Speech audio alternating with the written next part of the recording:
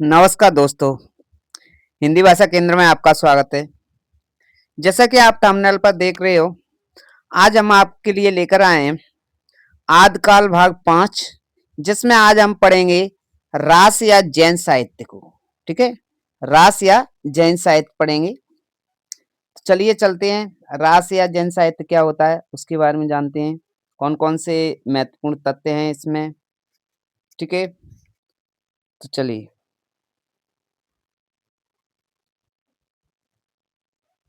देखिए, रास या जैन साहित्य, इसका रचना काल है जो कब से कब तक है, 12वीं एवं 13वीं सदी।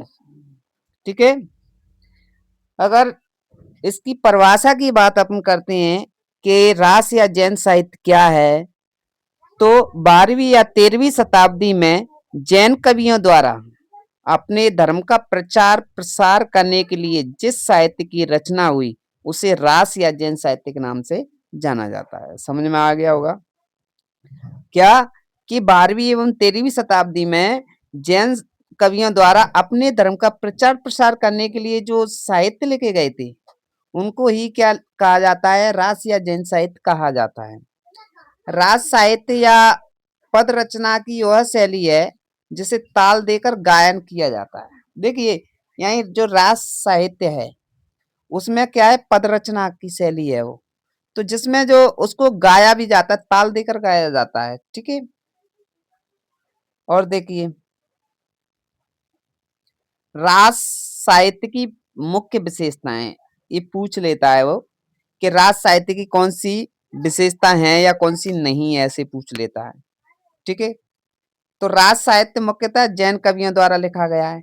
किसके द्वारा लिखा गया है? जैन कवियों द्वारा लिखा गया है। ठीक है, रास साहित्य का मुख्य स्रोत जैन पुराण है, यानी कि जो रास साहित्य है उसका मुख्य स्रोत क्या है? जैन पुराण है। कौन सा पुराण है? जैन पुराण है। ठीक है, रास या जैन साहित्य मुख्यतः गुजरात, राजस्थान एवं दक्षिणी भारत से प्राप्त हुआ है, एवं दक्षिणी भारत से प्राप्त हुआ है। ठीक है, जैन साहित्य मुख्यतः निम्नलिखित 3 शैलियों में रचित है। जैन साहित्य मुख्यतः 3 शैलियों में रचित है, और वो शैलियां कौन कौन सी हैं?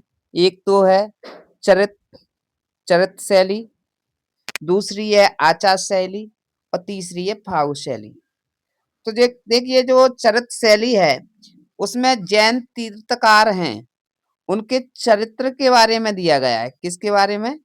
चरित्र के बारे में दिया गया है। जैन साहित्यकार जो हैं उनके चरित्र के बारे में दिया गया है चरित शैली में, जैसा कि आपको नाम से ही पता चल रहा है, चरित्र के नाम से। और आचार शैली जो दी गई है दूसरे नंबर की, उसमें साधना से संबंधित पदों में उपदेशात्मक पदों का वर्णन दिया गया है। किसका? यानी कि जो साधना से संबंधित पद हैं तो उसमें उपदेश दिए गए हैं, उन पदों के बारे में दिया गया है। और तीसरे नंबर की जो शैली है फागु शैली, जो फागु शैली है तो उसमें क्या दिया गया है? स्तुति परक पदों के बारे में दिया गया है। ठीक है, अगला पॉइंट है, यह साहित्य उपदेश प्रदान है। कैसा है? उपदेश प्रदान है। यह साहित्य कैसा है? उपदेश प्रदान।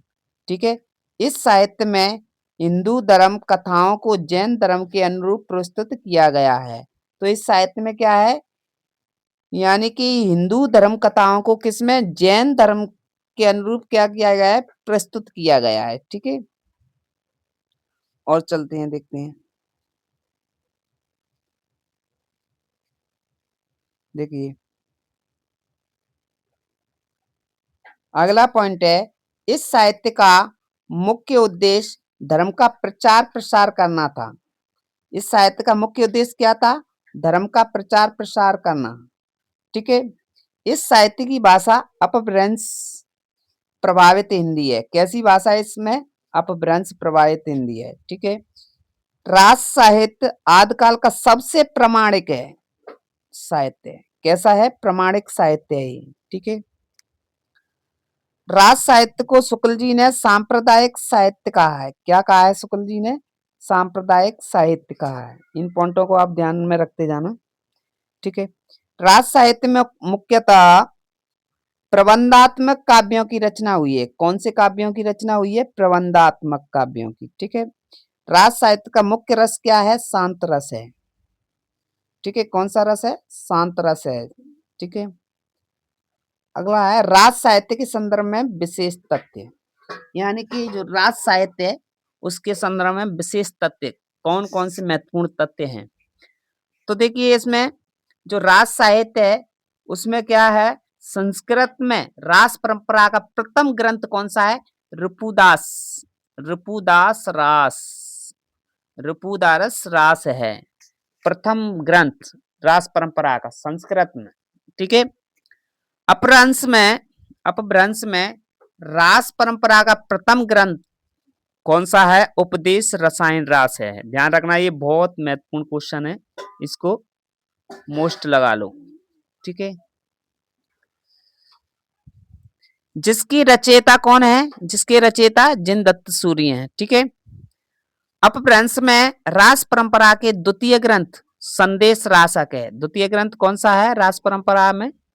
संदेश रासक है। इसके रचनाकार कौन है? अब्दुल रहमान है, अब्दुल रहमान, ठीक है। देखिए अब्दुल रहमान है, उसको गुरु किसने माना है? बताइए, कमेंट्स में जरूर बताना इसको। हिंदी में रास परंपरा का प्रथम ग्रंथ भरतेश्वर बाहुबली है, जो किसका, इसके रचयिता कौन है? मुनि जिन विजय हैं, ठीक है। कौन सा है हिंदी में रास परंपरा का प्रथम ग्रंथ? भरतेश्वर बाहुबली। और देखिए संस्कृत में कौन सा था? रिपुदारस, ठीक है। और देखिए हिंदी में रास परंपरा का पहला ऐतिहासिक महाकाव्य, हिंदी में रास परंपरा का पहला ऐतिहासिक महाकाव्य कौन सा है? पंच पांडव। कौन सा है? पंच पांडव चरित, पंच पांडव चरित। कौन सा है? पंच पांडव चरित रास, ठीक है। अब देखते हैं रास साहित्य के संदर्भ में आलोचकों के मत, कि रास साहित्य के बारे में आलोचकों ने क्या कहा है, ठीक है, किसने अपना मत क्या बताया है। तो देखिए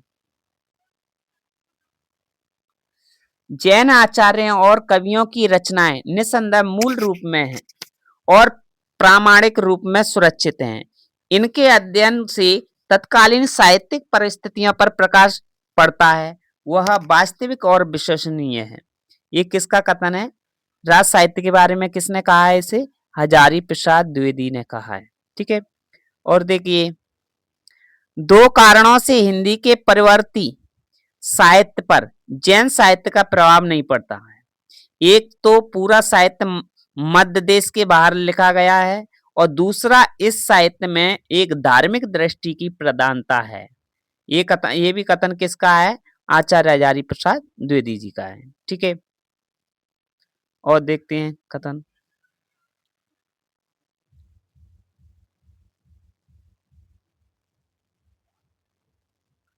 अब देखिए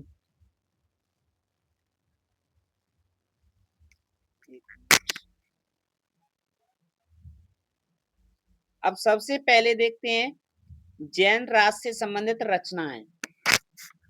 जैन राज से संबंधित रचनाएं, तो पहली जो रचना है वो रचना है कौन सी? भरतेश्वर बाहुबली।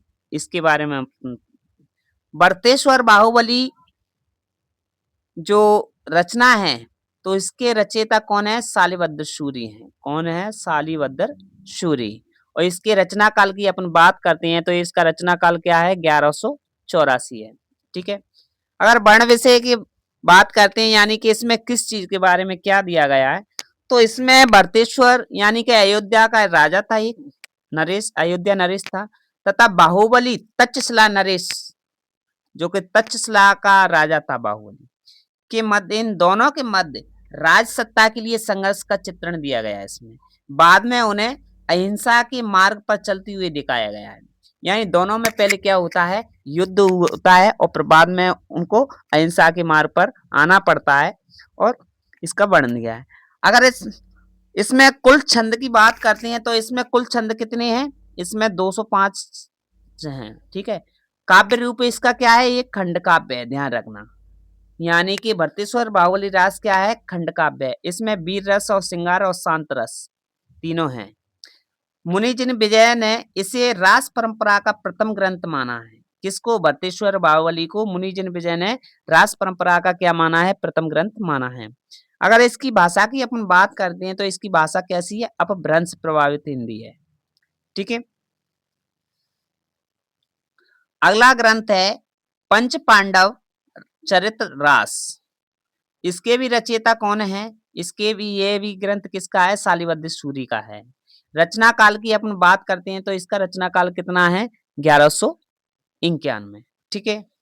इसका काव्य रूप क्या है? प्रबंधात्मक महाकाव्य है। कुल सर्ग कितने हैं? 15। अच्छा और बताइए, कुल सर्ग 15 किसमें है? 15 सर्ग और किसमें है? बताइए, कोई बता सकता है? बताइए। तो कुल 15 सर्ग और किसमें? आपने देखा हो कामायनी में। किसमें? कामायनी में, ठीक है। किसमें 15 सर्ग? कामायनी में, ठीक है। इस रचना में पांडवों को अहिंसावादी दिखाया गया है। पंच पांडव चरित्र रास में क्या बताया गया है? अहिंसावादी पांडवों को बताया गया है। इसे रास परंपरा का प्रथम ऐतिहासिक महाकाव्य कहा जाता है। रास परंपरा का क्या कहा जाता है? प्रथम ऐतिहासिक महाकाव्य। इसकी भाषा अपभ्रंश प्रभावित राजस्थानी है, राजस्थानी हिंदी है, ध्यान रखना। और इसमें प्रधान रस कौन सा है? शांत रस है। मुख्य रस क्या है? शांत रस है। अगला ग्रंथ आता है बुद्धिरास। अगला क्या है? बुद्धिरास। इसके भी रचयिता कौन है? इसके भी रचयिता है शालिबद्ध सूरी, ठीक है। ये रचना काल इसका कितना है? इसका रचना काल है तो 1193 है, ठीक है। कितना है? 1193,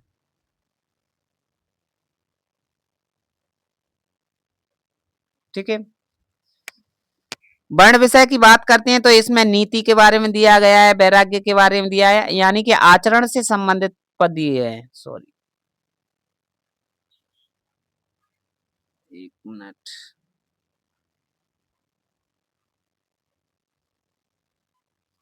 किसके बारे में दिया गया है? आचरण से संबंधित पद है, ठीक है।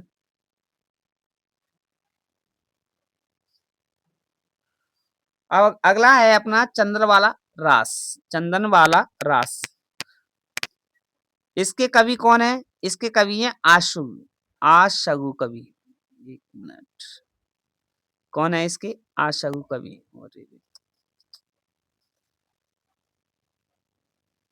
इसके कवि कौन है?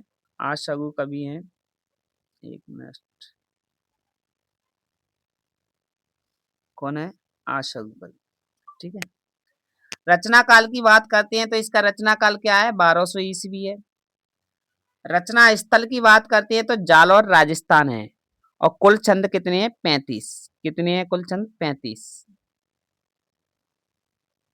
ठीक है। कुल छंद कितने हैं?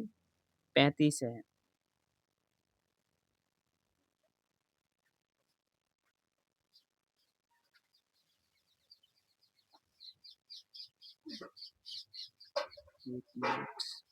ठीक है। काव्य रूप की बात करते हैं तो यह कैसा है? प्रबंधात्मक महाकाव्य है। कैसा है? प्रबंधात्मक महाकाव्य है, ठीक है। वर्ण विषय की अपन बात करते हैं तो वर्ण विषय क्या है? इस रचना में चंपा नगरी के राजा दधिवाहन की पुत्री चंदनवाला को एक सेठ के यहाँ बेच देने, उसके सतीत्व पर अटल रहने की कथा का चित्रण है, वर्णन किया गया है, ठीक है। यानी कि इसमें किसके बारे में दिया गया है?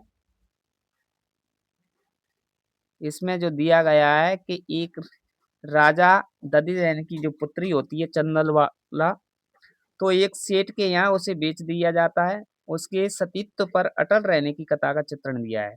अगला है जीव दया रास। इसके रचनाकार हैं आशगु कवि। कौन है? आशगु कवि, ठीक है। रचना काल की बात करते हैं तो 1201। कुल छंद कितने हैं? 58 है। जीव दया एवं धर्म से संबंधित पद हैं। इसमें प्रधान रस शांत है, मुक्तक काव्य है। ठीक है, और देखिए इसका जो पेन है ना बहुत ज्यादा, चलो एक मिनट, पेन,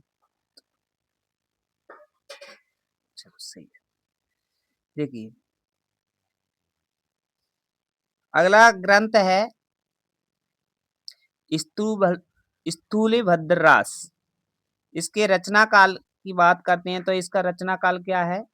इसका रचना काल है 1209। ठीक है, और इसके रचनाकार कौन है? जिनधर्म सूरी। ठीक है, वर्ण विषय की अपन बात करते हैं तो इसका वर्ण विषय जो है वो क्या है? इसका वर्ण विषय है स्थूलभद्र का कोशा नामक वेश्या के साथ भोग लिप्त होना, जैन धर्म की दीक्षा लेने के बाद मोक्ष प्राप्त करना। यानी कि जो स्थूलभद्र है वो क्या करता है? एक कोशा नामक की वेश्या होती है उस, तो उसके साथ क्या है? भोग में लिप्त हो जाता है। ठीक है, और जैन धर्म की दीक्षा लेने के बाद फिर वो मोक्ष प्राप्त कर लेता है। यानी कि उस प्रधान रस क्या है? इसमें शांत रस है। ठीक है, काव्य रूप क्या है? खंड काव्य है। भाषा इसकी कैसी है? अपभ्रंश प्रभावित हिंदी है। अगला ग्रंथ आता है रेवंत गिरिरास। रेवंत गिरिरास के रचयिता कौन है? विजय सेन सूरी हैं। रचना काल की बात करते हैं तो इसका रचना काल कितना है? 1231 है। कितना है? 1231। ठीक है, वर्ण विषय की अपन बात करते हैं तो रेवंत गिर तीर्थ स्थल एवं नेमिनाथ की प्रतिमा का वर्णन है। ठीक है, गिरनार के जैन मंदिरों के जीर्णोद्धार का भी इसमें वर्णन दिया गया है। काव्य रूप की अपन बात करते हैं तो ये कैसा है? मुक्तक काव्य है। भाषा इसकी अपभ्रंश प्रभावित हिंदी है। प्रधान रस इसमें शांत रस है। इसमें प्राकृतिक सौंदर्य का क्या किया गया है? चित्रण किया गया है। ठीक है, अगला ग्रंथ है नेमिनाथ रास। नेमिनाथ रास के जो रचयिता हैं वो कौन है? सुमित गणी है। क्या है? सुमित गणी। रचना काल कितना है? 1213। वर्ण विषय की अपन बात करते हैं तो नेमिनाथ एवं कृष्ण के चरित्र का वर्णन दिया गया है। ठीक है, कुल पद कितने हैं इसमें? 58 है। भाषा कैसी है? अपभ्रंश प्रभावित राजस्थानी हिंदी है। ठीक है, नेमिनाथ से संबंधित और रचनाएं कौन कौन सी है? नेमिनाथ चरु 1159, हरिभद्र सूरी। नेमिनाथ चौपई 1200, विनय चंद्र सूरी। नेमिनाथ फागु 1348, राजशेखर सूरी। अब देखते हैं जैन साहित्य से संबंधित अन्य रचनाएं एवं उनके रचनाकार। ठीक है, तो देखिए गौतम स्वामी रास उदयवंत विजयभद्र ने लिखा। उपदेश रसायन रास जिनदत्त सूरी ने लिखा। कच्छुली रास भी ये किसने लिख गया? प्रज्ञा तिलक ने लिखा। जिनपदम सूरी रास सारमूर्ति ने लिखा है। करंकड़ चरित रास कनका मुनि ने लिखा है। कुमारपाल प्रतिबोध सोमप्रभा सूरी ने लिखा है। श्रावकाचार किसने लिखा है? देवसेन ने लिखा है। श्रावकाचार, देखिए श्रावकाचार्य जो है वो किसका है? देवसेन का है। बहुत महत्वपूर्ण क्वेश्चन है ये, पूछ लेता है। ठीक है,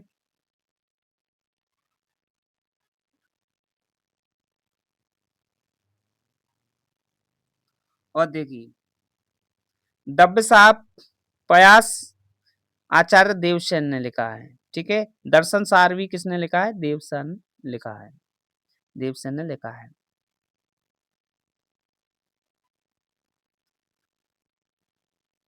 और देखिए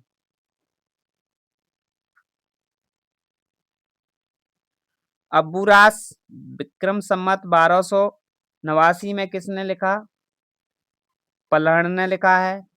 गए सुकुमार रास देलड़ ने देवेंद्र सूरी ने लिखा है। यानी कि समरा रास अम्बदेव सूरी ने लिखा है। प्रबंध चिंतामणि 1361 में मेरुतुंग ने लिखा है। अमर रास अभय तिलकमणि ने लिखा है। सुदर्शन चरयु यानी सुदर्शन चरित्र किसने लिखा है? नयनंदी ने लिखा है। पास चरयु यानी पार्श्व पुराण किसने लिखा है? पद्म कीर्ति ने लिखा है। ठीक है, और देखते हैं। नेमिनाथ फागु राजशेखर कवि ने लिखा है। हरिचंद पुराण जाकू मणियार ने लिखा है। कन्नड़ देव प्रबंध पद्म नाभ ने लिखा है। ठीक है, भारतेश्वर बाहुबली घोररास वज्रसेन सूरी ने, ये बहुत महत्वपूर्ण है। ठीक है, भारतेश्वर बाहुबली रास शालिवद्ध सूरी का है, ध्यान रखना। भारतेश्वर बाहुबली घोररास तो है वज्रसेन सूरी का, और भारतेश्वर बाहुबली रास किसका है? शालिवद्ध सूरी का। देखिए यहाँ घोर दिया है, ये ध्यान रखना, और यहाँ क्या दिया है? भारतेश्वर बाहुबली रास दिया है केवल। ठीक है, इतना ध्यान रखना है। नेमिनाथ चौपई किसका है? विनय चंद सूरी का है, विनय चंद सूरी का। नेमिनाथ चरयु किसका है? हरिवद्ध सूरी का है। तो ये था अपना क्या, यानी ये पढ़ा आपने, किसको पढ़ा? आदिकाल को, आदिकाल भाग 5 रास जैन साहित्य को। ठीक है, मैं आशा करता हूँ आपको ये वीडियो अच्छी लगी होगी। तो जिसने चैनल को सब्सक्राइब नहीं किया वो चैनल को जरूर सब्सक्राइब कर ले, और इस वीडियो को ज्यादा से ज्यादा शेयर करें ताकि लोगों तक पहुंच सके। बेल आइकन के बटन को जरूर दबाएं ताकि सबसे पहले नोटिफिकेशन आपके पास पहुंचे। धन्यवाद।